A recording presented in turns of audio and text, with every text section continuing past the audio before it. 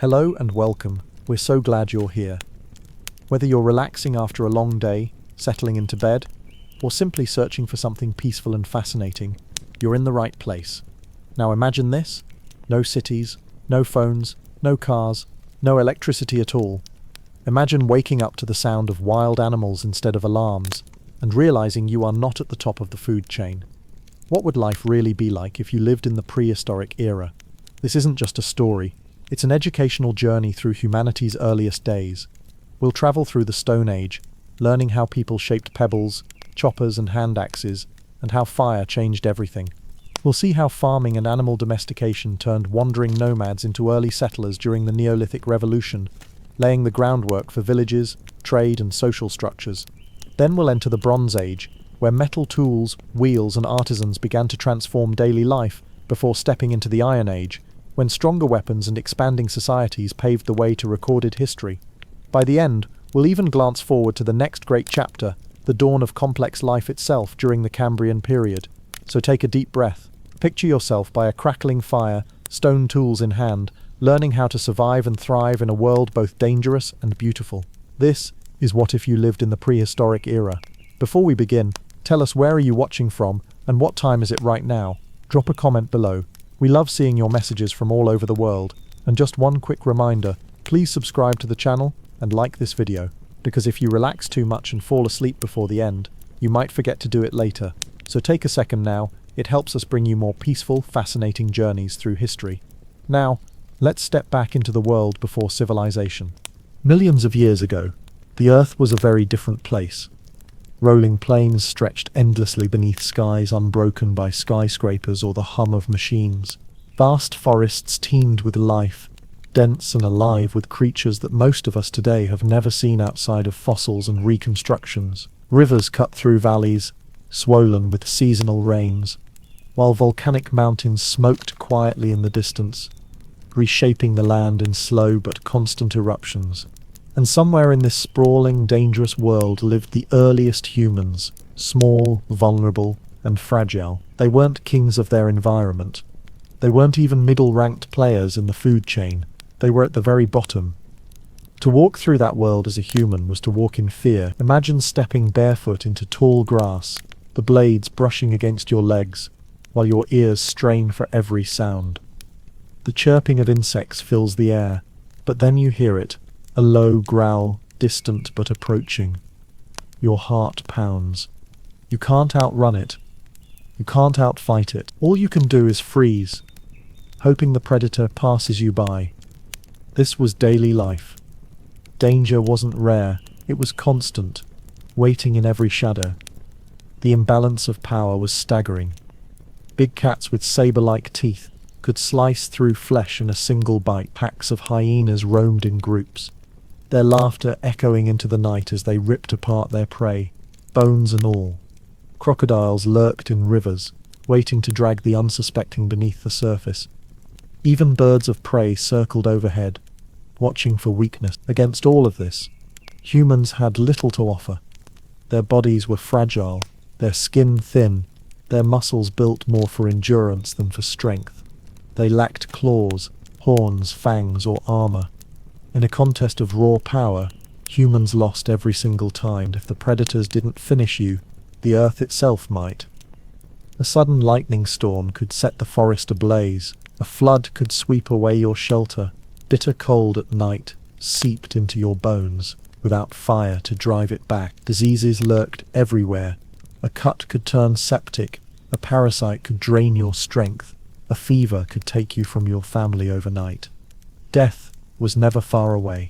In fact, for much of early human existence, life expectancy was painfully short. A child reaching adolescence was already a victory. But amid this precarious existence, a quiet power was awakening. It wasn't physical strength, but something invisible, curiosity. Where most animals relied solely on instinct, humans began to notice patterns. They saw how predators moved, how seasons changed, how plants grew and died. They experimented. They picked up stones and sticks, not just to throw them, but to imagine what else they could become. A sharp rock wasn't only a rock, it could slice, scrape, carve. A branch wasn't just a branch, it could be lengthened into reach, or sharpened into defense. This spark of imagination didn't erase fear overnight, but it opened a door. Picture one of those early nights. A small band of humans sits huddled near the mouth of a cave. The night is pitch black, pierced only by the distant calls of animals. Their stomachs rumble with hunger. Their skin trembles from the cold.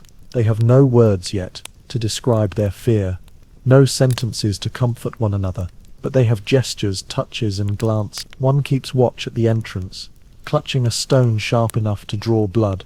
Another tends to a small pile of gathered leaves, hoping friction or lightning will one day show them fire's secret. They share food, small berries and scraps, passing them around, because they understand, even if they can't yet speak, that together they have a better chance than alone.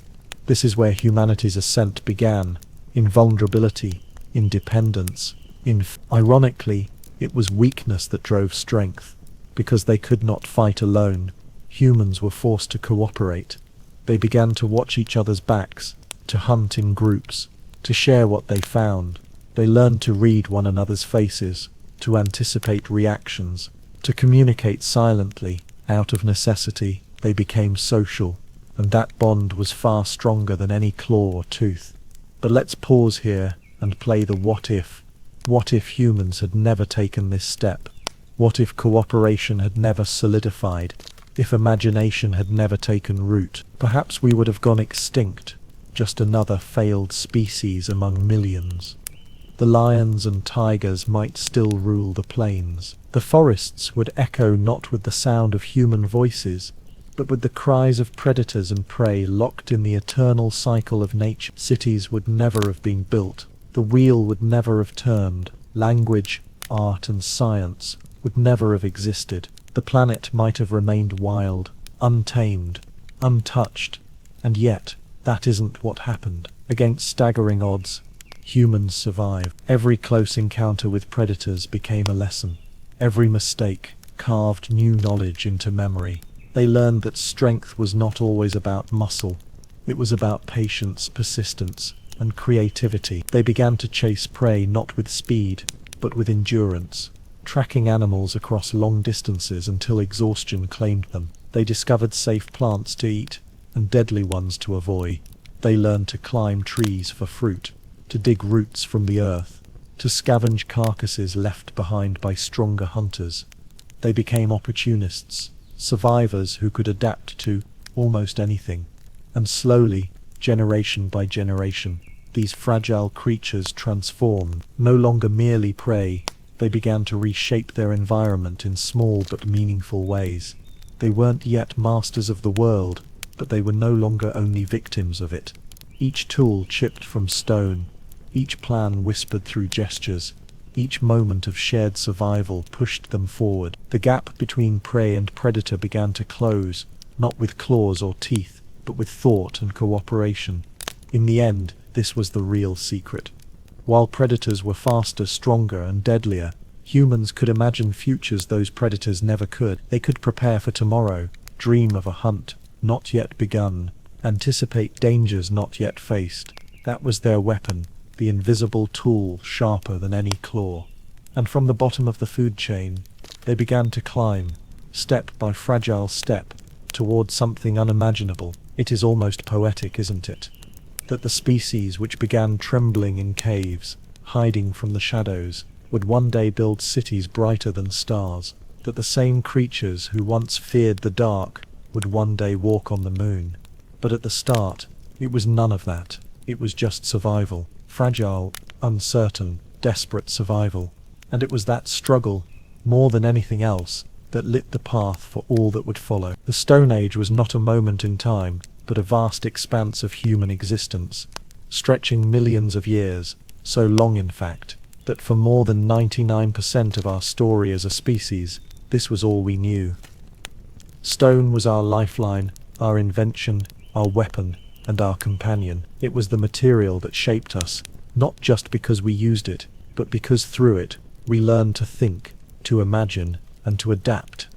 To walk into this age is to step back into a world both familiar and alien, a place where the air is heavy with the smell of damp earth, where forests and plains teem with creatures that no longer roam today, and where humans live in small, scattered bands, never certain if they'll see another sunrise. The Stone Age was not one single chapter, but three: the Paleolithic, or Old Stone Age, the Mesolithic, or Middle Stone Age, and the Neolithic, or New Stone Age. Each period carried its own challenges, its own discoveries, and its own transformations, together forming the foundation of civilization itself. But what if humanity had failed at any of these steps? What if the fragile frame of progress had flickered out before it ever had the chance to burn brighter? If that had happened, the story of our species would have ended in the silence of prehistory, leaving only fossils behind instead. Every chipped pebble, every spark of fire, and every planted seed pushed us closer to the world we know today. In the Paleolithic, life was brutal and uncertain. Picture it: small groups of humans moving across endless landscapes, following herds, scavenging what they could, and hiding from predators that ruled the land. They slept in caves, under trees, or in makeshift shelters of branches and hides. Food was scarce, and starvation was constant. Yet in this era, something revolutionary happened. The first tools were born. At first, they were nothing more than sharp-edged rocks, created by striking one stone against another until it split into jagged fragments. These crude implements could cut meat, scrape hides, or break bones to reach the marrow inside. They look simple to us now, but to those who held them, they were the difference between life and death. With each tool, humans extended their abilities beyond their bare hands and teeth. But tools were only the beginning. Over time, they became more sophisticated. Stones were shaped into hand axes, their edges refined and symmetrical, proof of planning and precision. This was not just survival, it was thought. To make such a tool, you had to imagine the end result before it existed. You had to see in your mind what the stone could become. This act of foresight was extraordinary.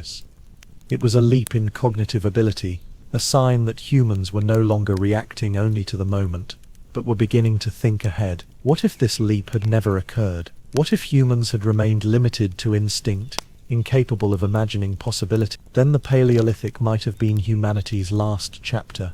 And yet, progress continued. Alongside tools came one of the greatest discoveries in history: fire. Imagine the first time humans approached a wildfire sparked by light. The flames must have been terrifying, crackling and roaring, consuming everything in their path. And yet, curiosity drew them closer. They carried glowing embers back to their shelters, learning slowly how to feed and maintain them. Over generations, they discovered how to create fire themselves, striking stones together to shower sparks onto dry tinder. With fire, the world changed. Nights were no longer ruled by darkness and predators. Food could be cooked, making it safer and easier to digest. Cold winters could be endured with warmth. Fire was more than survival. It was empowerment. What if humans had never mastered it? Entire landscapes would have remained uninhabitable.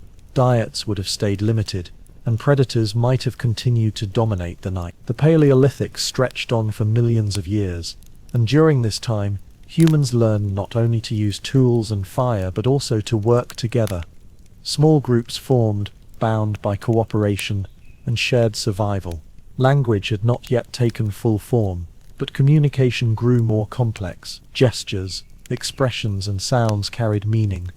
Storytelling in its earliest forms began here, around campfires where knowledge was passed from one generation to the next. Without this sharing of ideas, every discovery would have died with the individual who made it. Instead, knowledge spread, grew, and accumulated. Humanity was building something invisible, yet powerful: culture. As the Paleolithic gave way to the Mesolithic, the world itself was changing. The Ice Age retreated, glaciers melted, and new landscapes emerged. Forests spread, rivers swelled, and animals migrated. Humans adapted once more, learning to fish, to hunt smaller game, and to use their tools with greater skill. Here, the seeds of farming began. People noticed that plants could be encouraged to grow where seeds were left behind. They began to experiment. Not yet true agriculture, but the first steps toward it. They also began to domesticate animals. Goats, pigs, and dogs, slowly shifted from wild creatures into companions and resources. This was the start of a partnership that would forever alter the balance of life. The Mesolithic was a time of experimentation and adaptation, a bridge between the wandering hunters of the Paleolithic and the settled farmers of the Neolithic. It was not a sudden transformation but a gradual one, spread across generations. Villages were still rare, but camps grew larger. Tools became more varied, including microliths, small, sharp blades that could be set into wood or bone to create composite tools. Fishing nets, bows, and arrows appeared, each invention expanding the possibilities of survival.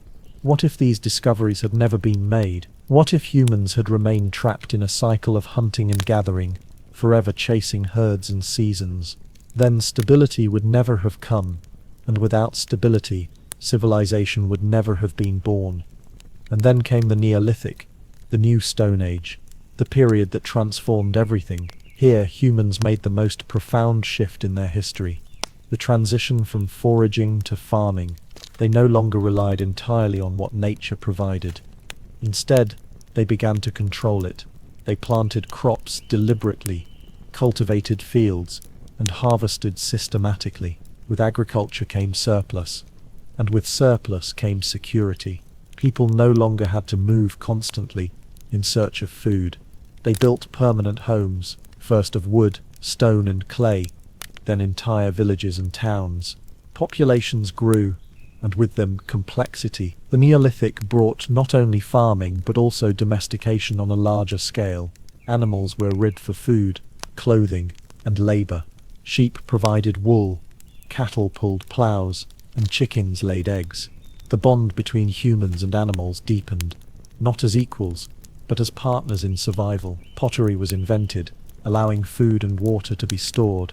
With storage came trade, and with trade came exchange, not just of goods, but of ideas. Villages became centers of activity, hubs of innovation, and the birthplace of culture as we recognize it. But with growth came new challenges. Surplus food meant competition. Permanent settlements meant disputes. For the first time, humans had to grapple with issues of leadership, fairness, and conflict. The Neolithic was the dawn of society, with all its possibilities and all its problems. What if farming had failed? What if the first crops had withered, or domesticated animals had resisted control? Humanity might have remained forever scattered, never building the structures of society. But farming succeeded, and with it came the blueprint for civilization. Looking back, the Stone Age may seem primitive, but in truth, it was the foundation of everything. The chipped pebbles of the Paleolithic were the first steps toward technology. The fire that lit up the darkness was the first mastery of nature. The farming of the Neolithic was the first control of the environment. Every moment was a fragile experiment, every discovery a precarious chance. Yet, through persistence, imagination, and cooperation, humans succeeded. The prey of yesterday became the pioneers of tomorrow. The Stone Age was not just an era of survival. It was the crucible in which humanity was forged. It was the proof that weakness could become strength, that fragility could lead to resilience, and that imagination could transform the ordinary into the extraordinary. Without the Stone Age, there would be no bronze, no iron, no history as we know it. It was the age where humanity learned not just to live, but to shape the world around them. Long before the first sparks of civilization, before writing, before cities, before even the faintest shadow of empires, humanity discovered the power of stone. In the silence of ancient landscapes, among forests, plains, and river valleys, our ancestors began to pick up rocks, not simply as part of their environment, but as something more. They saw in them possibilities. The very first stone tools, pebbles chipped to reveal sharp edges, choppers shaped for pounding and breaking, and hand axes crafted with surprising precision, were more than objects. They were the first expressions of imagination. They were the beginning of technology, and they were the fragile bridge that carried humanity from prey to predator, from weakness to power. What if they had never existed? What if humans had walked through the Stone Age empty-handed, forever at the mercy of claw and fang? The story of our species would have ended before it ever had a chance to begin. The earliest tools were simple pebbles. To us they may seem unimpressive, just ordinary stones slightly modified, but to the hands that held them, they were lifeline. Imagine being one of those first humans, hungry after days of failed hunts, stumbling across the carcass of an animal killed by a predator. Your teeth alone are not enough to tear through the tough hide or reach the nourishing marrow inside bone, but in your hand is a pebble, struck just right, so that one side forms a jagged edge. With it you can cut, scrape, and break. Suddenly, food that was once impossible becomes accessible. Each strike of that pebble is survival. Each fragment chipped away is another day of life secured. These tools may have been basic, but they unlocked a new way of interacting with the world. What if no one had thought to strike those stones together? What if they had seen rocks as nothing more than part of the landscape? Then hunger would have taken its toll, and those fragile bands of humans might have faded into obscurity. Over time, those pebbles evolved. Humans learned to create choppers, stones with edges shaped deliberately to smash and cut. With a chopper, bones could be cracked open to reveal nutrient-rich marrow, wood could be split, and hides could be scraped for clothing. These were not random accidents, but intentional designs. A chopper required thought. It required someone to imagine not just the stone in their hand, but the work it could do. Each strike of hammer against core was a quiet act of foresight. In this way, stone tools were not only weapons against hunger, they were mirrors of the human mind, reflections of the growing ability to plan, to think ahead, to turn raw nature into possibility. What if that ability had never taken hold? What if stones had remained unshaped, their potential unseen? Then humans would have remained locked in a cycle of dependence, scavengers at the mercy of luck, and predators, never daring to step beyond. And then came the hand axe, the true masterpiece of the early Stone Age. Unlike the rough edges of pebbles or the blunt force of choppers, the hand axe was symmetrical, refined, almost beautiful in its design. Crafted with skill, its teardrop shape fit perfectly into the palm, its edges sharp and versatile. It could cut, scrape, slice, and dig. With a hand axe, a single human could skin an animal, butcher meat, fell small trees, and defend themselves if threatened. It was the Swiss Army knife of its time, an all-purpose tool that marked a leap not only in technology but in thought. To make a hand axe was to see the stone not as it was but as it could be. It was a deliberate act of artistry, a statement that humans were no longer passive observers of nature, but active shapers of it. What if the hand axe had never appeared? What if humans had stopped with choppers, satisfied with the minimum they could do? Then progress might have stalled, imagination might have dimmed, and the march towards civilization might never have begun. But the story of stone tools is not only about survival, it is about the birth of creativity. Think about the time it took to master the shaping of a hand axe, hours of striking, flaking, and refining, guided not by instruction manuals or diagrams, but by memory, imitation, and experimentation. Every mistake was a lesson, every success a step forward. Knowledge was passed not through words but through demonstration, parents showing children, one hunter showing another, until the skill became embedded in culture. Around campfires, and beneath open skies, the rhythm of flaking stone became the heartbeat of human progress. What if that knowledge had not been shared? What if it had stayed locked in the minds of a few, vanishing when they died? Then, each generation would have had to start over, and the flame of progress would never have caught. Stone tools also reshaped the human relationship with the natural world. With pebbles, choppers, and hand axes, humans were no longer limited to what they could find. They became hunters, able to bring down animals for themselves, rather than waiting for scraps left behind. They became gatherers with efficiency, processing plants, roots, and fibers in new ways. They became builders, using tools to create shelters more secure than branches alone could provide. And they became explorers, venturing into new territories with the confidence that they carried survival in their hands. What if these tools had not empowered humans to spread? What if the forests, mountains, and plains had remained too dangerous, too forbidden? Then humanity might have stayed confined to small pockets, never spreading across continents, never filling the earth with its presence. the tools themselves also carried meaning beyond their function. A beautifully crafted hand axe was not only useful, it was a symbol. To hold one was to hold status, skill, and identity. Archaeological finds suggest that some axes were made larger than necessary, too big to use practically. They may have been displays of craftsmanship, objects of pride, or even gifts. This hints at something extraordinary. Humans were not only making tools to survive, they were beginning to make them to express. Technology was becoming culture.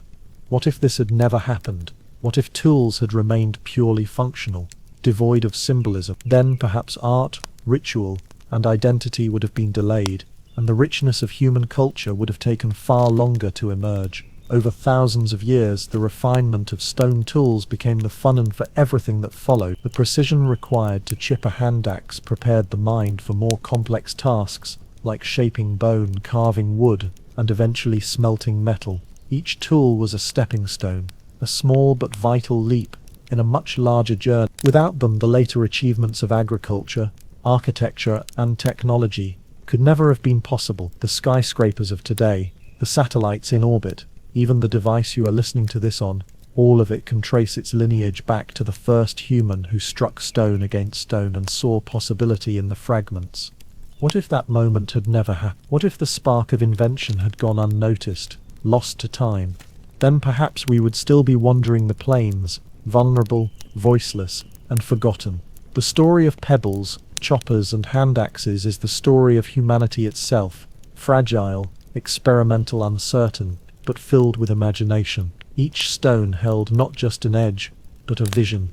Each tool was a bridge between survival and possibility, and each discovery was a reminder that humans, though small and weak in body, carried within them something no predator could match: the power to dream of what could be. Imagine the world before fire, a planet where nights stretched endlessly into darkness and cold pressed down like a living thing. For early humans, life was fragile. Every sunset brought fear as predators emerged from shadows and the air grew bitter and unforgiving. Survival depended on huddling together in caves, clinging to warmth borrowed only from one another, hoping the night would pass without claws or fangs breaking through. And then came fire. It was not discovered all at once, not handed down from the heavens as a gift, but stumbled upon, feared, studied, and finally embraced. That moment when humanity first bent flames to its will was the turning point that changed everything. What if it had never happened? What if humans had harped the earth without fire, forever prisoners of the night? Civilization, as we know it, would never have taken form. The first encounters with fire must have been terrifying. Imagine ancient people watching lightning strike a tree, sending it into sudden blazing fury, or standing at the edge of a volcanic eruption as molten rivers consumed the land. Fire was destruction, a force of nature that humans could only watch from a distance. Yet curiosity lingered. Some may have crept closer after the danger passed, approaching the smouldering remains of branches still glowing with heat. For the first time they would have felt warmth that lingered, seen darkness pushed back by light, smelled roasted meat left by accident when animals were caught in the flames. It was both a promise and a warning. What if they had turned away in fear, deciding fire was untouchable, a force too dangerous to control? Then humanity might have stayed in the shadows, too timid to take hold of the power that would one day define its destiny. Over time, brave hands began to experiment. Carrying burning sticks from a wildfire back to a camp required courage and perhaps desperation. Those flames could easily die in a sudden wind or rain, or worse, turn on the very people who carried them, but persistence mattered. Families learned to keep embers alive by feeding them with dry grass and wood, sheltering them inside stone circles or pits. Fire became something they tended like a living creature, a fragile eye that could vanish if neglected. To keep fire meant safety and survival. To lose it meant returning to cold and darkness. It is possible that for centuries humans did not yet know how to create flames on their own, relying instead on natural sources. Imagine the anxiety of losing the last ember on a stormy night, knowing it might be weeks or months before fire returned. What if no one had ever discovered the secret of making fire themselves, striking stones to spark flames or twirling sticks until friction birthed smoke? Then fire might have remained a borrowed gift, fleeting and unreliable, never becoming the foundation of daily life. As control over fire grew, its benefits multiplied. Suddenly the night was no longer absolute. Firelight pushed back predators, the glow and crackle of flames creating a barrier that even lions and wolves hesitated to cross. Around the campfire, humans felt secure for the first time, able to sleep more deeply, able to dream. This new safety reshaped human lives in ways subtle and profound. The cycle of constant fear began to break. Time once spent hiding could now be spent talking, sharing, and imagining. Fire extended the day, giving humans the night as their own. What if this extension of time had never come? What if every evening had still meant silence and sleep? Then stories may never have been told, knowledge never shared, and the bonds that formed around firelight might never have grown strong enough to weave culture together. Food, too, was transformed. Raw meat carried dangers, parasites, bacteria, and disease. Tough fibers resisted chewing, and many plants were nearly inedible without some kind of processing. With fire, meat became tender and safe, plants softened into meals, and flavors emerged that nourished more than just the body. Cooking unlocked calories hidden in food, giving humans more energy from the same amount of resources. This surplus of energy fed the brain, allowing it to grow, fueling thought, memory, and imagination. A fire-cooked meal was not just a comfort, it was a biological revolution. What if humans had remained raw eaters? What if cooking had never been discovered? Then the brain might never have had the energy to expand, intelligence might have plateaued, and the leap from survival to civilization might have been cut short before it even began. Fire also gave humans mastery over their environment. Cold climates that once forced people away became survivable. Flames offered warmth in freezing nights, and protection from snow and ice. Humans could migrate into new lands, adapting not by changing themselves but by changing their surroundings. Fire became the great equalizer, the tool that allowed fragile, thin-skinned creatures to endure conditions that would have otherwise killed them. With every hearth lit in new territories, humanity spread farther and farther across the globe. What if fire had not allowed them to move beyond the warm regions of Africa? What if the cold had kept them penned in? Then the great expansion of humanity across continents might never have happened, and vast portions of the earth might have remained untouched, their landscapes silent without the footsteps of people. The psychological impact of fire was just as profound. To sit by flames was to sit with possibility. Shadows danced on cave walls, creating shapes that sparked imagination. The flickering glow became a canvas for the first stories, the first myth, the first sense of something larger than the self. Fire became sacred, a symbol of life and continuity, often worshipped as a gift from gods or spirits. Rituals grew around it, ceremonies of birth, death, and survival, all tied to the flame. It was more than a tool, it was a connection to the unknown. What if fire had never carried this symbolic weight? What if it had remained only a practical utility? Then perhaps religion, art, and spirituality would have emerged differently, slower, or not at all. Humanity's inner life may have remained barren, practical, and unlit by the mysteries that gave it depth. As generations passed, humans refined their control. They learned which woods burned best, how to bank coals to last through the night, how to carry embers from one camp to another. Fire became an inheritance, something passed down as carefully as knowledge itself. Each hearth was a sign of community, each flame a reminder that survival was no longer a solitary struggle, but a shared one. Families gathered together not just for warmth but for companionship, for communication, for the beginnings of society. Fire gave people reasons to stay, to build, to return. What if there had been no central flame to gather around? What if each person had remained a wanderer, alone in the dark? Then perhaps the bonds of community would have frayed, and humanity might never have learned the strength that comes from living together. Eventually, fire's uses expanded beyond survival. It became a tool of transformation. Bones and stones hardened in its heat, giving rise to sharper weapons and sturdier tools. Clay baked into vessels that stored food and water. Resin and pitch were softened to bind spears. Over time, this knowledge would pave the way for pottery, metalworking, and the very industries that built civilization. But even in its earliest days, fire was already a forge of change. reshaping not only materials but mind. What if humans had never realized fire's power to alter the world around them? What if it had remained confined to cooking and warmth? Then technology might have advanced at a crawl, and the leap to metal, wheels and cities might have been delayed by centuries, even millennia. The dangers of fire were never far, of course. Flames could leap from hearth to forest, destroying entire landscapes. Villages could burn overnight. Families forced to flee from the very thing that had once protected them. This duality made fire both feared and revered. It demanded respect, discipline, and constant attention. In this way, it also taught humanity responsibility. To control fire was to accept the burden of care, the need to tend and nurture. Fire, unlike stone tools, was alive in its own way. What if humans had failed to respect this? What if fire had destroyed more than it created?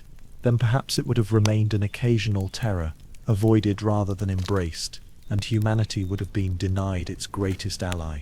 Fire's role in survival cannot be overstated, but perhaps its greatest gift was the time it created. With warmth and safety assured, humans had moments to think, to tome, to wonder. Around the flames, language grew richer, stories became more elaborate, plans more ambitious. Firelight gave birth to culture, not only keeping people alive, but giving them something to live for. What if those hours around the fire had been lost to shivering silence?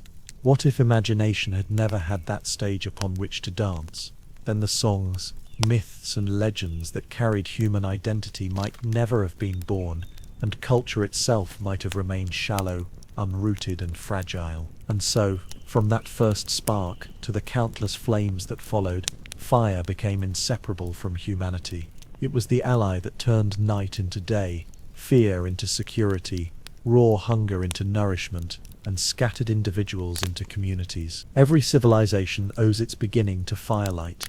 Every story owes its telling to the warmth of a hearth. The taming of fire was not simply a step in survival, it was the very act that made us human. And if it had never been mastered, if flames had remained wild and unreachable, then perhaps the story of humanity would have ended, not with the rise of cities, but with a whisper lost in the dark. Imagine a world before fields of golden wheat, before orchards heavy with width, before herds of animals moved at the command of humans. For most of our history, people wandered endlessly, chasing the rhythms of the seasons, gathering what the land offered, hunting what could be caught. Life was uncertain, shaped by scarcity, where every day meant searching for the next meal. But then something happened that would alter the course of history forever. Farming and domestication changed the very fabric of human existence. It was not a single discovery, not an overnight revolution, but a slow awakening. And it began with a question so subtle it may have first gone unnoticed. What if food could be made to stay with us, instead of us always chasing after it?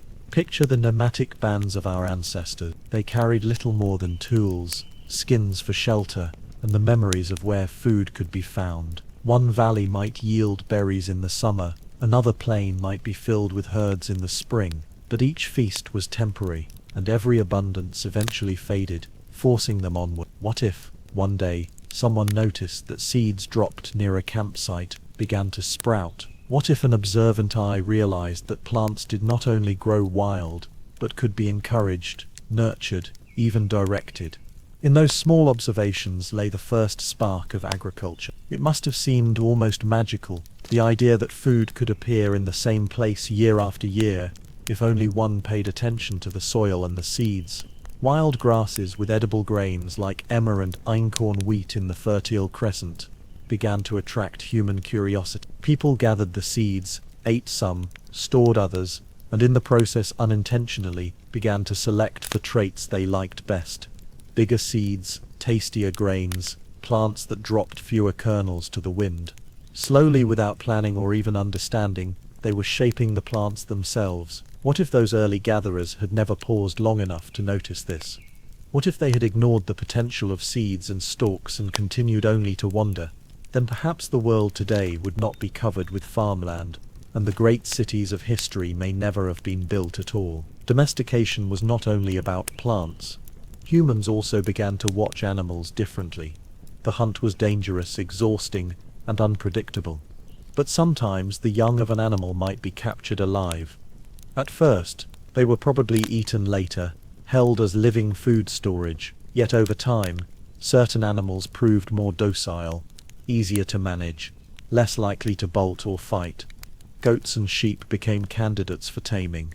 They were small enough to handle, hardy enough to survive in close quarters, and valuable enough to provide meat, milk, and hides. Slowly, people began to realize that instead of endlessly hunting herds across the plains, they could bring the herds closer, guide them, even control their breeding.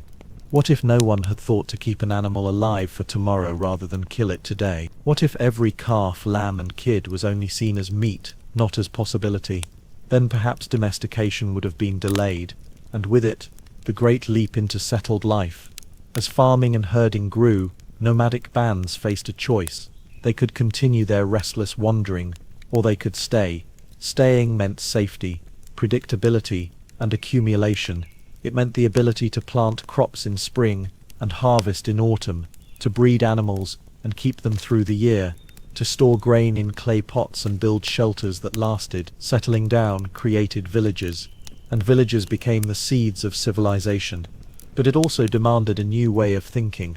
No longer could people simply walk away when the land grew barren. Now they had to learn to care for it, to understand the cycles of soil, water, and sun. What if this choice had never been made? What if the comfort of mobility had always outweighed the promise of permanence? Then human history might have remained a story of scattered bands, never gathering into the communities that gave rise to culture, governance, and invention. The first farmers faced countless challenges. They had to experiment with which seeds grew best, which lands were fertile, which times were right for planting. A failed harvest could mean famine, and dependence on crops tied people to the land in ways hunting and gathering never had. Diseases spread more easily in settled communities. Parasites grew in grain stores, and pests threatened food supplies. Yet alongside these dangers came opportunities. Grain surpluses meant not everyone needed to farm. Some could specialize as tool makers, builders, or leaders. From farming came division of labor, and from division of labor came complexity. Villages became towns, towns became cities, and cities became the centers of civilization. What if the first harvests had failed so utterly that people abandoned farming altogether? What if famine had proven too great, or pests too overwhelming? Then the fragile experiment of agriculture might have collapsed, leaving humanity wary of ever trying again. Domestication of plants and animals also transformed relationships between humans and the natural world. Dogs, perhaps the earliest domesticated animals, became companions in hunting and guardians of settlements. Cats followed soon after, drawn by rodents that gathered near grain stores, and quickly became allies in pest control. Oxen pulled plows, turning soil faster than human hands ever could. Horses opened entire landscapes to migration, trade, and conquest. Each partnership rewrote the possibilities of survival. What if these animals had never been tamed? What if wolves had remained forever wild, horses forever untouchable? Then human societies might have remained smaller, more isolated, and far less mobile, their progress slowed by the limits of muscle and distance. The shift from nomads to settlers reshaped not only how humans lived, but how they thought. For the first time, people could look beyond the next meal, the next hunt, the next season.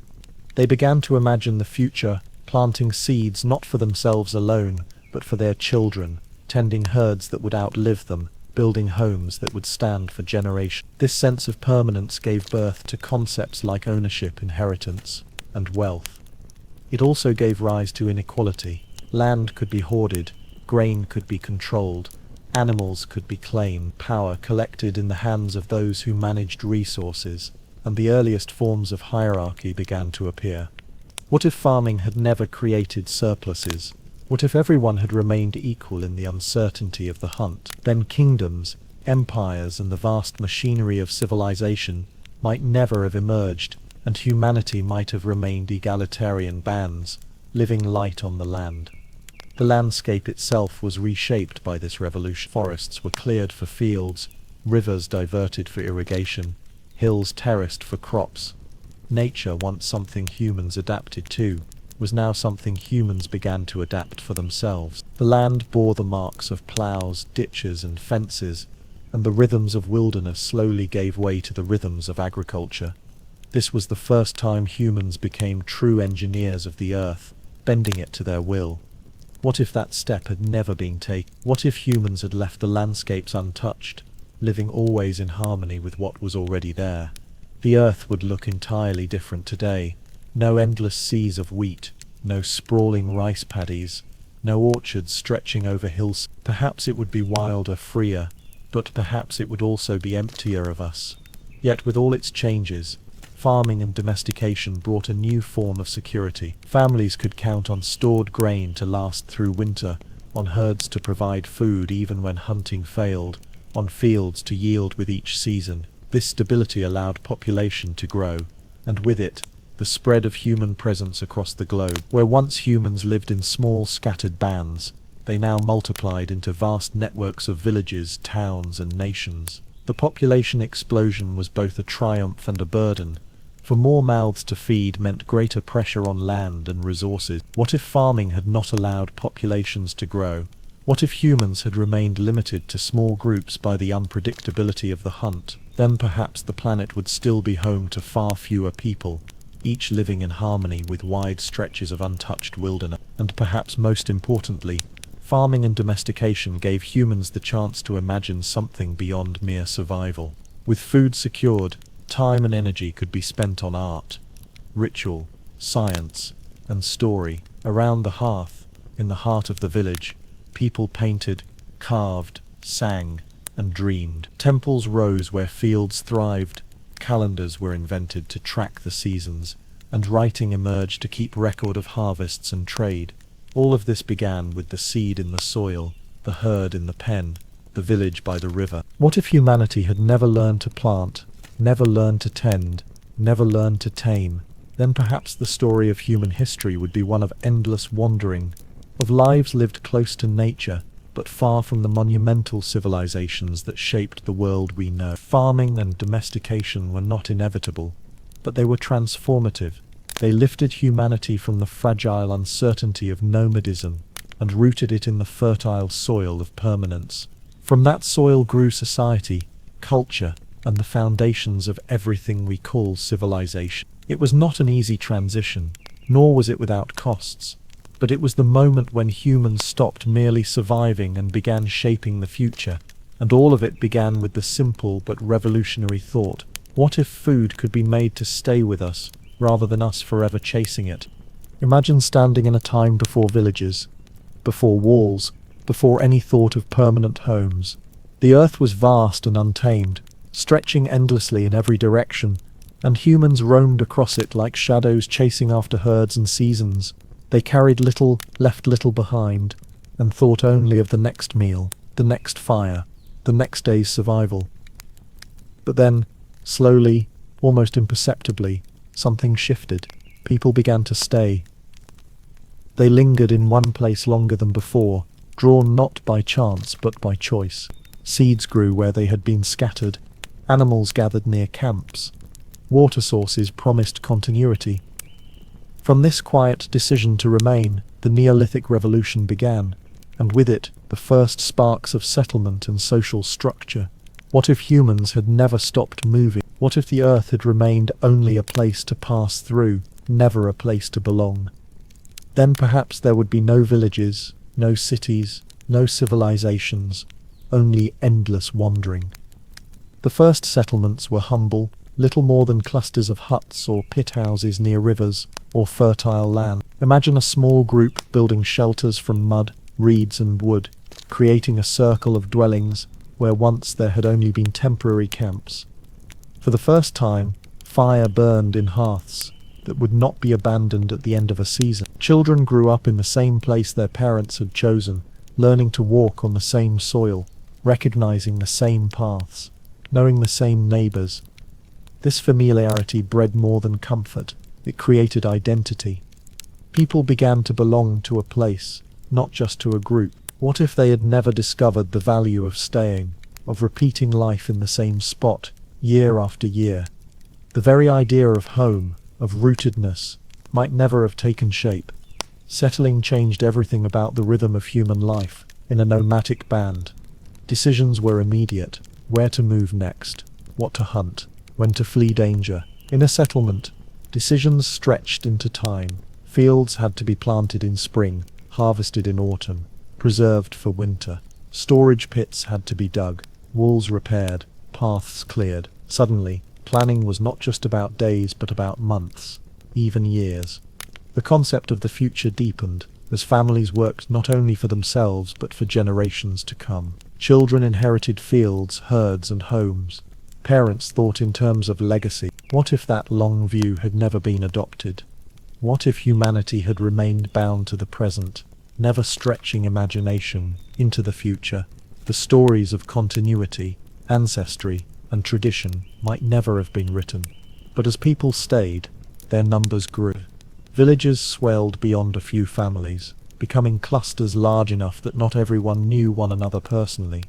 With this growth came the first signs of social structure. In small nomadic groups, equality was easier to maintain.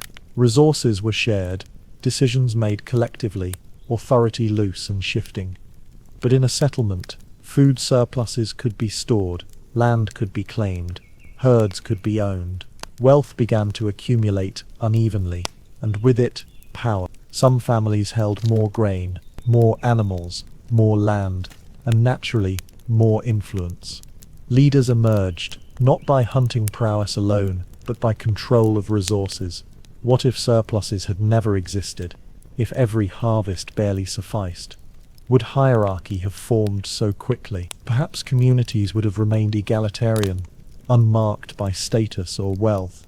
Instead, inequality became woven into the very fabric of settled life. The creation of permanent villages also transformed human relationships with labor. In the field, some tilled the soil, others tended animals, others ground grain, built homes or fashioned tools. Specialization grew as surpluses allowed some individuals to devote themselves to crafts rather than farming. A potter might shape vessels for the whole community, a weaver produce cloth, a toolmaker sharpen blades. From this specialization came trade, both within and beyond the village. One community's pottery might be exchanged for another's obsidian, salt, or hides. Networks spread across regions, linking people not just by kinship but by economy. What if every person had remained self-sufficient, producing only what they themselves consumed? Then the intricate webs of trade that laid the groundwork for economies, markets, and eventually global exchange might never have existed. With permanence came architecture. Mud brick homes were repaired and rebuilt year after year, eventually layered upon themselves into mounds that would one day become tells. The archaeological records of millennia of habitation. Some communities built walls, like the ones at Jericho, perhaps for defense, perhaps to mark territory, perhaps simply to signify permanence. The idea of boundaries was born, not only of land, but of identity. Within the walls was us, beyond them was them. Conflict and cooperation both grew from this distinction. What if no one had ever drawn those boundaries, if settlements had remained open, undefined, unprotected? Then perhaps humanity might never have developed the concepts of ownership, territory, or nation. Religion, too, changed in the Neolithic world. In nomadic groups, spirituality often focused on nature's immediate forces, animals, weather, the hunt. But in settled life, new patterns emerged. Fertility of crops, cycles of the seasons, the mystery of life and death in a community context, all demanded rituals, symbols, and sacred spaces. Shrines were built, figurines shaped, communal ceremonies held. At Çatalhöyük, paintings and figurines suggest a society rich in spiritual expression, where homes doubled as sacred spaces. These practices bound communities together, reinforcing shared values and traditions. What if settlements had not given birth to organized ritual? What if religion had remained scattered, personal, and fleeting? The vast temples and spiritual traditions that shaped later civilizations might never have taken root. The Neolithic Revolution also demanded new rules for living together. In a band of 30 wanderers, disputes could be solved quickly by leaving, by compromise, or by dominance. In a village of hundreds, disputes multiplied. Who owned which field? Who had rights to water? Who controlled surplus grain? Rules had to be made, enforced, remembered. From these needs arose the first forms of governance. Lees, councils, or assemblies began to regulate community life, adjudicating conflicts and organizing collective tasks, like irrigation. This was the seed of political life, the ancestor of kings and parliaments, laws and courts. What if settlements had never grown large enough to require governance? Then the political world as we know it, power, law, justice, might never have developed. Yet not all was harmony. Settlements created vulnerability as much as security. Grain stores attracted pests and raiders alike. Diseases spread more easily in concentrated populations, where sanitation lagged behind growth. Close contact with domesticated animals introduced new pathogens into human bodies, leading to plagues that would haunt settled societies forever. Violence, too, increased. Where there was surplus, there was something to steal. Walls were not only symbols of identity but necessities of defense. War, perhaps born in the Neolithic, became a permanent companion of civilization. What if no one had ever stockpiled food? If nothing was worth raiding, would human conflict have remained smaller, more personal, less destructive? Perhaps the great armies of history would never have marched. Still, the benefits outweighed the costs. Settlements created stability, and stability created possibility. People could experiment, invent, and imagine beyond survival. They carved ornaments, painted walls, buried their dead with care and ritual. They taught children not only skills but traditions, stories and values. Culture, in its richest sense, blossomed in the soil of settled life. Communities grew identities, and from those identities sprang languages, myths and histories. What if humans had never stayed long enough to build culture upon culture, layer upon layer? Then, perhaps we would still speak in scattered tongues of small bands, never uniting in the great tapestries of shared civilization. As centuries passed, the Neolithic revolution spread across continents, taking different forms in different places. In the Fertile Crescent, wheat and barley anchored societies. In China, millet and rice shaped settlements along rivers. In the Americas, maize, beans and squash transformed cultures. In Africa, sorghum and yams sustained villages. Everywhere, the story was the same. From wandering bands grew rooted communities, and from those communities grew societies of ever-increasing complexity. What if these revolutions had not spread? What if agriculture had remained isolated experiments, never adopted widely? Then human history might be a patchwork of scattered settlements, amidst vast stretches of nomadic life, never converging into the global patterns we know. The Neolithic revolution was not a single event, but a long unfolding, a slow shift in how humans saw the world, themselves, and one another. It is the decision, repeated countless times across generations and continents, to stay, to build, to plan, to belong. And from that decision emerged settlements, structures, hierarchies, religions, economies, and politics. It was the moment humanity stepped out of the endless cycle of wandering and into the deep current of history. And all of it grew from a simple question: what if we did not leave? Imagine the world just before the Bronze Age began. Villages of mud brick and timber dotted fertile valleys. Farmers worked the soil with stone blades, and hunters still carried flint-tipped arrows. The earth was busy with life, but the pace of change was slow, measured in generations of repetition. People ploughed fields, stored grain and shaped pottery, just as their parents had done before them. Stone had been their faithful companion for thousands of years, sharp enough, strong enough, good enough. But then, someone somewhere took a risk. They placed stones of different colors into a fire hotter than any they had known. And when the flames died, what remained was not stone at all, but something new, something that gleamed, that could bend, that could be shaped into forms never seen before. It was copper, the first metal, and it whispered to humanity that the world was far more malleable than they had ever imagined. What if no one had ever discovered how to coax metal from stone? What if fire had remained only for warmth and cooking, never for unlocking hidden treasures? The path of human history might have taken an entirely different turn. At first, copper alone was a novelty. Soft and quick to dull, it was more decorative than useful. A material for ornaments, jewelry, ritual objects rather than weapons or tools. But human curiosity is restless. People experimented, tinkered, tried combinations. They noticed that mixing copper with another substance, tin, rare and difficult to find, produced something extraordinary.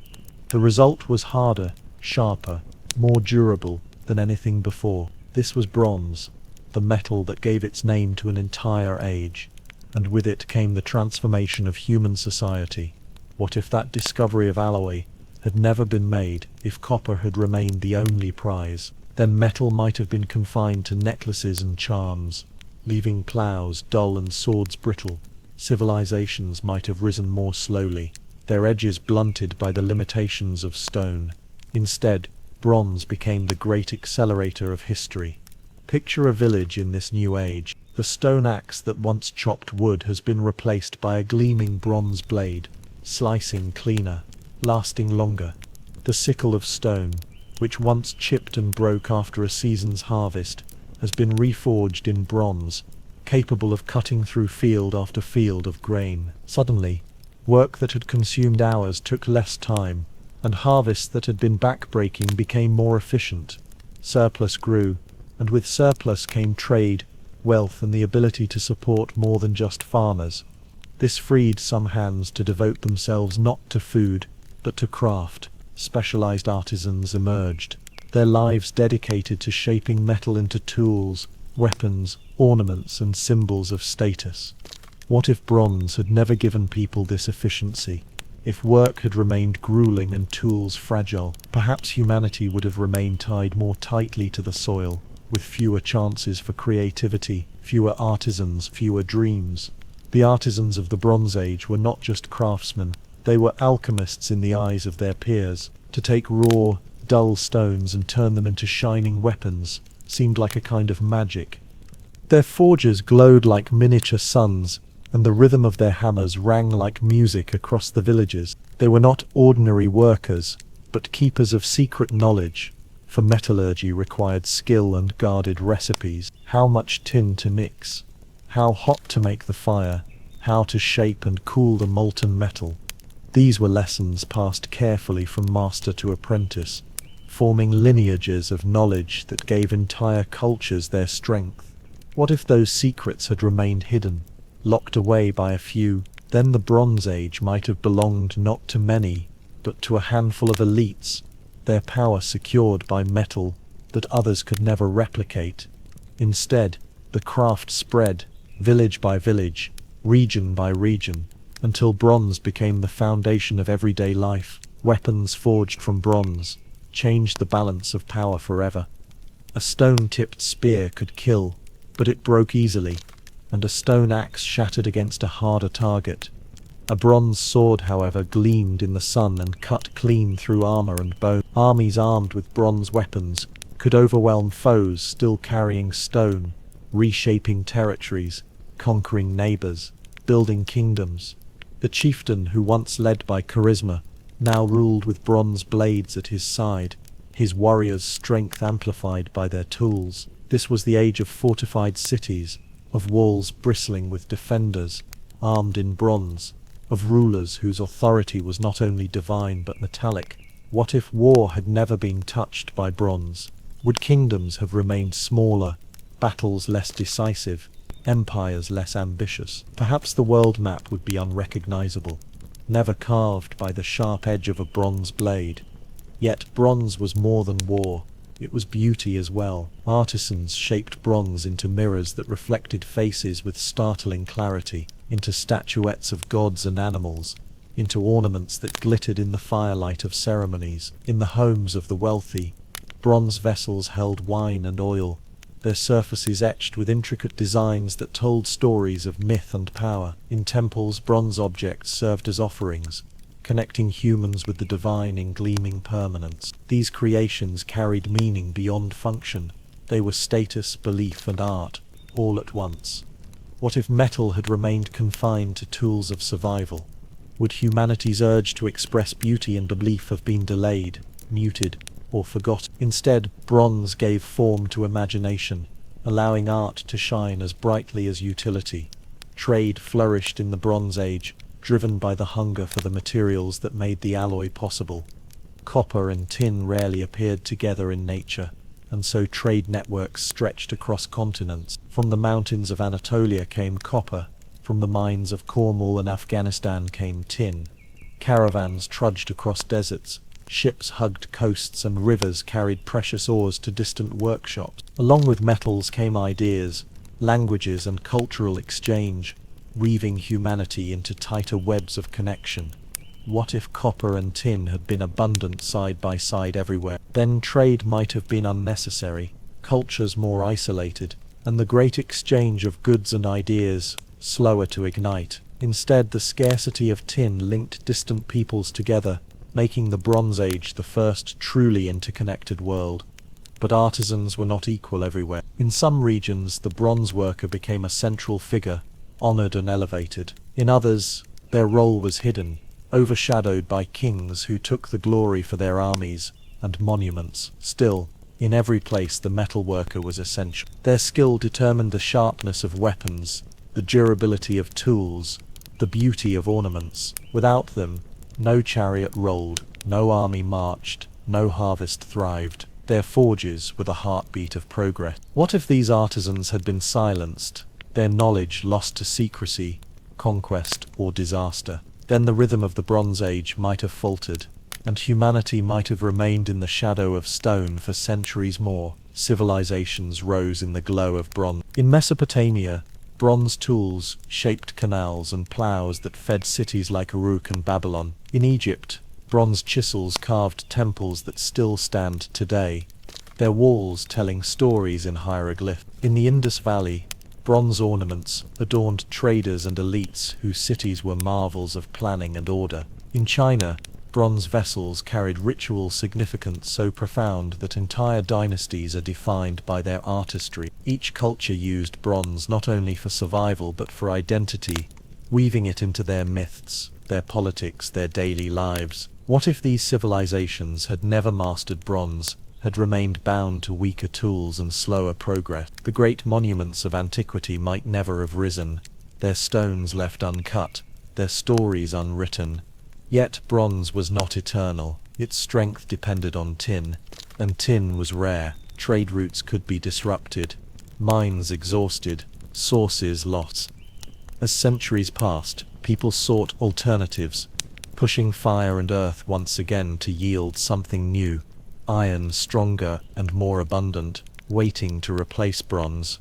But even as iron rose, bronze remained a symbol of artistry, refinement and tradition. The artisans of the Bronze Age had set the stage, teaching humanity how to bend the elements to their will, how to shape raw matter into tools, weapons and wonders.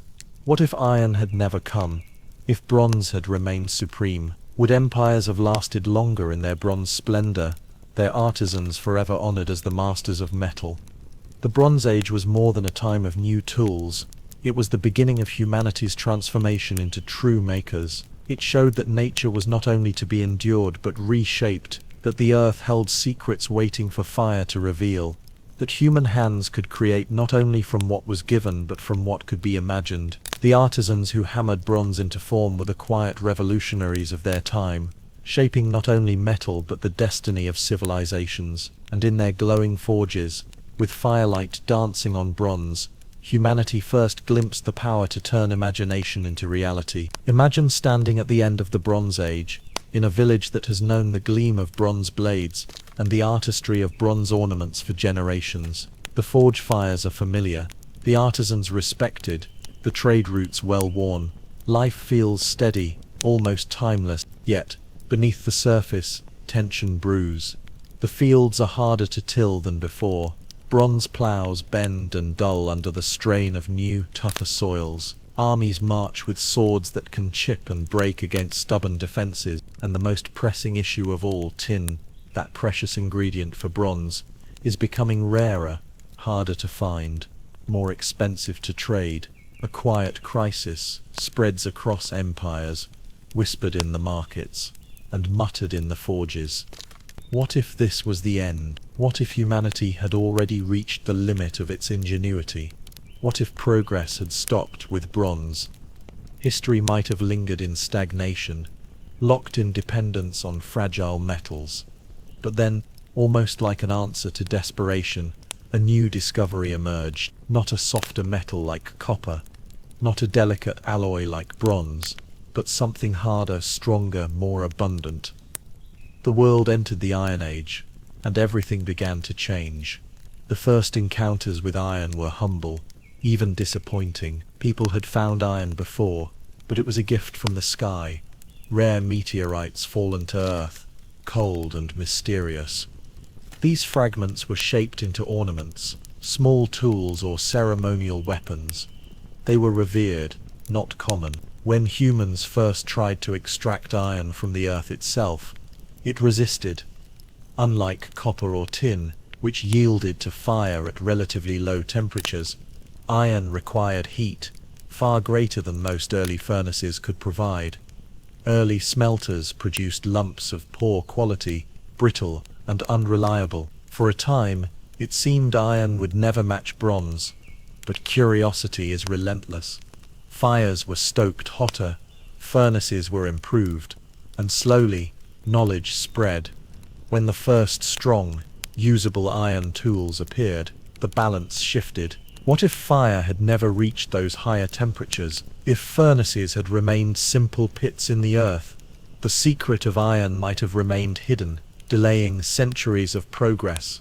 When workable iron finally became accessible, it was like opening a door to a new kind of world. Unlike tin, which required long trade routes and careful exchange, iron was everywhere.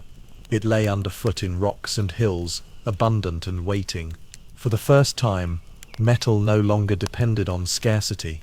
Iron could be found in many regions, smelted in many villages, used by many people. This democratization of metal reshaped societies. A farmer who once depended on fragile wooden plows or costly bronze tools could now wield a strong iron blade, turning soil with ease. Yields improved, fields expanded, populations grew. Communities that had been limited by the weakness of their tools now flourished. What if iron had been as rare as tin, confined to a few regions? Then power might have concentrated in just a handful of empires, leaving the rest of humanity tethered to weaker tools. Instead, iron spread, bringing strength to many hands, transforming agriculture itself. Weapons, of course, followed. The iron sword, the iron spear, the iron-tipped arrow. These changed the face of conflict forever. Bronze had been sharp, but iron held its edge longer, struck harder, shattered fewer times in the clash of battle. An army armed with iron weapons was a force unlike anything the world had yet seen. Tribes and kingdoms that once struggled against stronger neighbors now had the means to fight back, or to conquer in turn. Expansion was no longer the privilege of a few, but the ambition of many. The Iron Age was an age of rising empires, of larger armies, of conflicts that reshaped maps. What if iron had never been mastered? Perhaps wars would have remained smaller, territorial disputes fought with weaker blades, civilizations expanding more slowly, borders shifting less dramatically. Instead, iron fueled conquest, and conquest built empires. But iron was more than war. It was strength in the hands of ordinary people. The blacksmith, hammering in the heart of a village, became as important as the farmer or the priest. With every swing of the hammer, iron was shaped into nails, hinges, chisels, saws, simple things that built houses stronger, carts sturdier, ships more seaworthy. A carpenter with iron tools could shape wood with precision, creating furniture, wagons and beams that lasted. A mason with iron chisels could cut stone for temples and walls that still stand today. This was not just an age of battle, it was an age of building. Cities rose higher, defenses grew stronger, homes became sturdier. What if iron had not existed in abundance? Villages might have remained fragile, homes crumbling with every storm, ships unable to travel as far, monuments never carved in their lasting form. Iron gave humanity the ability not just to survive but to construct with permanence. Imagine the blacksmith's forge in those early Iron Age villages. The fire roars, the bellows pump, sparks fly as glowing metal is struck into form. It is hot, noisy, and difficult work, but it is also mesmerizing. People gather to watch, children stare wide-eyed at the transformation, and warriors wait impatiently for their swords. In the mind of the community, the blacksmith is part craftsman, part magician. He takes dull, lifeless rocks, and through fire and effort, turns them into tools of power. His importance rivals that of the chief or the elder, for his creations sustain both field and battlefield. What if blacksmiths had never mastered their art? If iron had remained brittle, crude, unreliable, then the Iron Age would never have been more than a promise, its power unrealized, its strength unshaped. Iron did not spread evenly across the world. Some regions entered the Iron Age sooner, others much later. This uneven progress created new dynamics of power. The Hittites of Anatolia were among the earliest to master iron, giving them an edge in warfare and diplomacy. In time, others followed, the Assyrians with their iron-armed armies, the Greeks and their hoplite warriors, the Chinese with their iron plows and weapons that supported vast empires. Each culture wielded iron in its own way, but the pattern was clear. Those who mastered iron rose, and those who lagged behind fell into shadow. What if these breakthroughs had happened in different places at different times? Perhaps the centers of power we know from history would have shifted, with different cultures leading the way, different empires carving their names into stone. Iron reshaped agriculture just as dramatically as warfare. With iron plows, fields once too tough for wooden or bronze blades were now fertile ground. Farmers expanded into new territories, clearing forests, cultivating richer harvests. With more food came more people. With more people came larger villages, towns and cities. Populations boomed, specialization deepened, as not everyone was needed to farm anymore. Artisans, merchants, scribes and leaders grew in number. Societies became more complex, hierarchies more defined. What if agriculture had remained bound to fragile tools? Populations might have remained small, societies simpler, civilizations slower to form. Instead, iron fed growth, and growth fed civilization. Expansion was not only territorial, but also cultural. Iron empowered trade and travel. Ships reinforced with iron nails and fittings sailed farther and with greater reliability. Roads built with iron tools stretched across empires, carrying merchants, armies and ideas. Markets bustled with goods from faraway lands, supported by the durability of iron's creation. This expansion of contact accelerated cultural exchange. Writing systems spread, religions evolved, technologies blended. The Iron Age was not just about harder blades, it was about wider horizons. What if iron had never enabled these roads, ships and tools? Cultures might have remained more isolated, their stories more fragmented, their technologies more contained within narrow borders. Instead, iron connected, and connection transformed humanity. Religion and myth too absorbed the power of iron. In many cultures, the blacksmith held a sacred role, sometimes even a feared one. Myths told of gods who forged weapons in heavenly forges, of divine smiths who crafted tools of destiny. In some traditions, iron was believed to ward off evil, to hold protective powers, to symbolize strength itself. It was not merely a material but a presence in the spiritual life of communities. What if iron had remained a mundane substance, stripped of mystery and awe? The stories we tell, the symbols we carve, the rituals we practice, might have taken different forms. Instead, iron became part of humanity's shared imagination, binding technology to belief. Over centuries, iron became so deeply embedded in human life that it defined the age itself. Bronze faded, relegated to ornament and luxury, while iron became the backbone of daily survival. The Iron Age was not a single event but a process, unfolding across generations, reshaping cultures, empowering some, displacing others. It was an age of stronger tools, sharper weapons, larger empires, denser populations, wider trade. It was an age where humanity took yet another step away from fragility and closer to mastery. What if iron had never come? If bronze had remained the pinnacle of metallurgy? Our monuments might be smaller, our empires weaker, our connections fewer. The Iron Age did not just make tools, It made history itself sharper, stronger, and more expansive. And yet, iron was only the beginning. Hidden in those glowing forges, in the hands of blacksmiths hammering sparks into the night, lay the foundation for everything to come. Steel, machines, railroads, skyscrapers, all traced their lineage back to that first leap into iron. Humanity had learned to shape the Earth's most abundant metal into a force that reshaped civilizations. The Iron Age was not just a chapter of history, but the start of a story still being written. What if we had never learned to tame iron?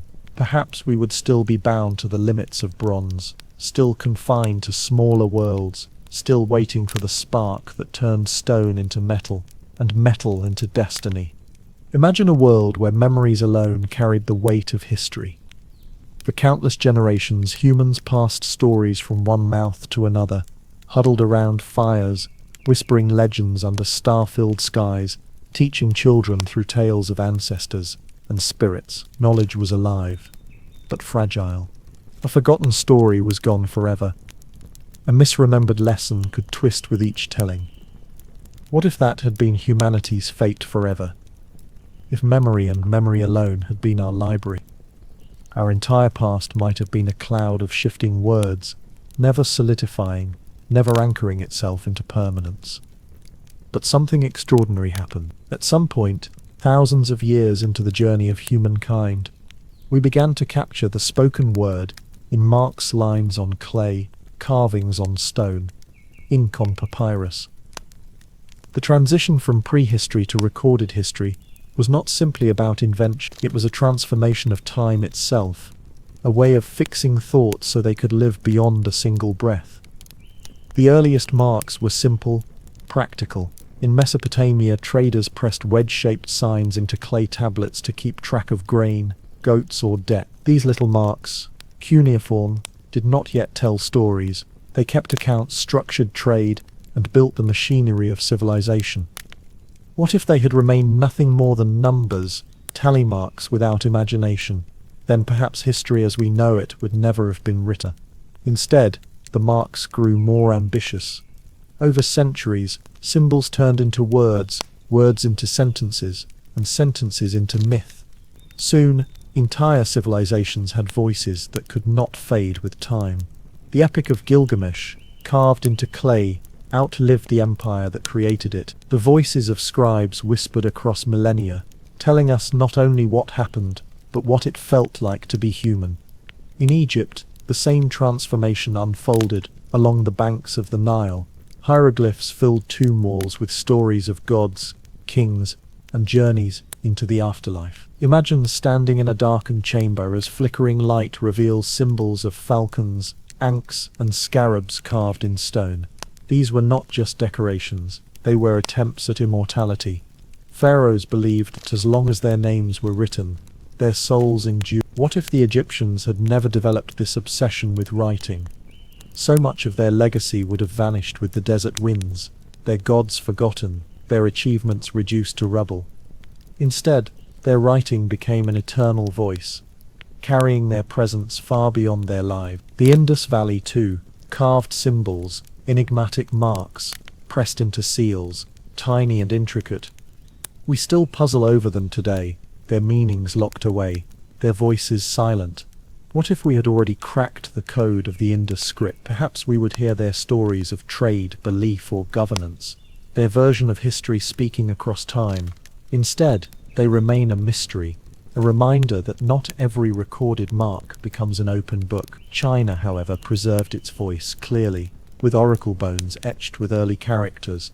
Questions scratched into bone and shell were heated until they cracked, and diviners read the fractures as answers from the gods. What if those bones had never been marked? The entire history of Chinese thought might have drifted differently, unmoored from its ancient roots. Instead, writing in China grew into a tradition that still breathes in modern script, a direct line from oracle bones to printed books, from prophecy to philosophy. With writing came the possibility of permanence, and permanence reshaped everything. Laws could be recorded and applied consistently. Contracts could be stored, debts remembered by clay and ink, rather than by memory alone. Knowledge could be transmitted with greater fidelity across generations. And yet, What if writing had remained the privilege of the few, hidden in palaces and temples, never spreading to the hands of ordinary people? History might have remained an elite possession, truth locked away from the majority. For a long time, scribes, priests, and officials guarded the skill of writing as a source of power. But slowly, across centuries, the written word became more accessible, copied onto scrolls, bound into books, carried into libraries. Once knowledge could be shared widely, ideas began to spread like wildfire, igniting revolutions of thought that could never have existed in a purely oral world. Imagine the Library of Alexandria, shelves stacked with scrolls, capturing centuries of thought, science, poetry, and philosophy. To walk there would have been like stepping into the memory of the world. What if that library had never existed? What if its scrolls had never been copied, never shared, or never lost? The path of history would look utterly different. Whole sciences might have leapt ahead, or withered in silence. Writing gave humanity a fragile immortality, but one always threatened by flame, flood, or neglect. Each loss reminds us how easily history could have been erased, how thin the line is between memory and oblivion. The transition to recorded history was more than a technical achievement. It was a shift in consciousness. Before writing, time felt cyclical, seasons repeating, stories retold, generations flowing like rivers into the sea. With writing, time became linear. Events could be placed in order, causes linked to effects, dynasties recorded one after another. History emerged not as myth, but as chronology, as a structured narrative. What if we had never seen time this way? If myth had remained our only lens, then progress might have been invisible. Societies forever returning to familiar cycles without realizing they were climbing a ladder. Writing gave us not just memory but perspective. Yet even as humans etched their stories into stone and clay, something deeper was happening in the earth itself. The rocks carried stories far older than any king, older than any empire, older even than humanity. Buried in stone was the record of life before memory, fossils whispering of creatures that swam long before humans ever walked. For most of history, these fossils were mysteries, objects of curiosity or superstition. What if people had recognized their true meaning earlier? What if ancient civilizations had already pieced together the deep history of life? The timeline of science might have advanced centuries sooner, our understanding of evolution reshaping religions, cultures, and choices long before Darwin. Instead, these stones remained silent for millennia, their voices waiting for a time when humanity could listen. And in those stones lies the story of the Cambrian period, an explosion of life that predates history by 500 million years. Imagine a world without forests, without birdsong, without mammals or flowers. The land was barren, but the seas were alive with sudden diversity. Strange creatures swam in shallow oceans, trilobites with armored bodies, anomalocarids with grasping limbs, hallucigenia crawling like dreams turned inside out. This was not just a chapter, but the beginning of complexity itself. The Cambrian explosion was nature's own leap into recorded history, but recorded not in ink, not in clay, but in stone. What if it had never happened? What if life had remained simple, microbial, forever unseen to the naked eye? Then there would be no animals, no humans, no storytellers carving their marks into tablets. All of history would have been silence. The tease of the Cambrian reminds us that history is layered.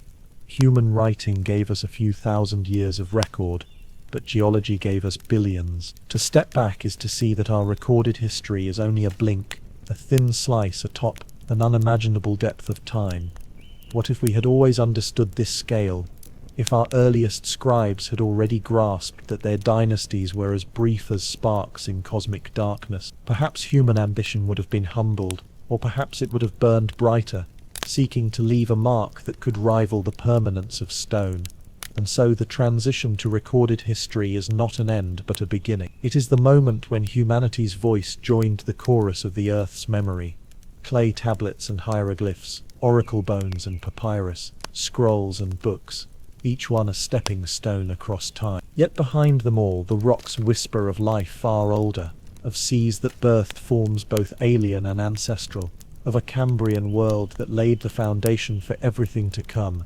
What if we had never learned to write, to fix our stories in marks that endure? We might never have discovered the stories hidden beneath our feet, never realized that our own history is part of a greater one, stretching back to the first breath of complex life. Writing gave us history, but the earth gave us eternity. And as we stand at the edge of one story, we cannot help but glance backward, into oceans filled with creatures 500 million years gone, and wonder what it means to leave a mark that lasts.